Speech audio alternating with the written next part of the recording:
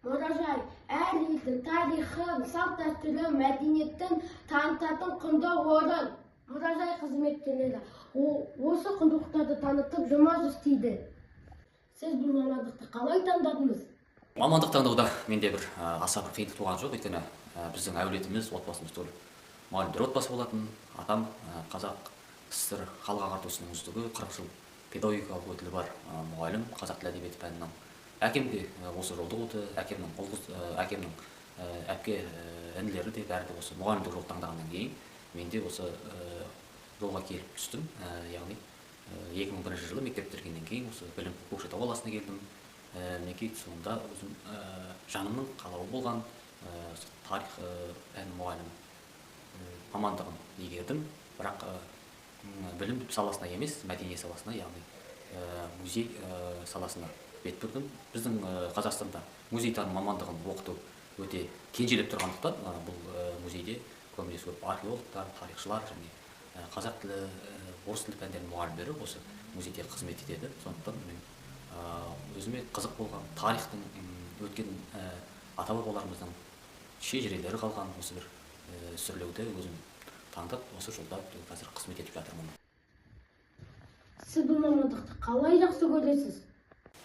Өзім кішкентайымнан атамның аузынан ел жайында, жер жайында аңыз әңгімелерді, шежірелерді, батыр жырларын, ертегілерді естіп тыңдап өскеннен кейін маған ескілікті мынау аталарымыздан қалған рухани мәдени мұралар өзім қызық кішкентайымнан. Сондықтан осыны зерттеу, осының қыртыстарында, қатпарларында жатқан құпияларды ашу маған өте кішкентайымнан қызық болды. Және өскенде де мен осы кәсіпті мамандық етіп таңдадым.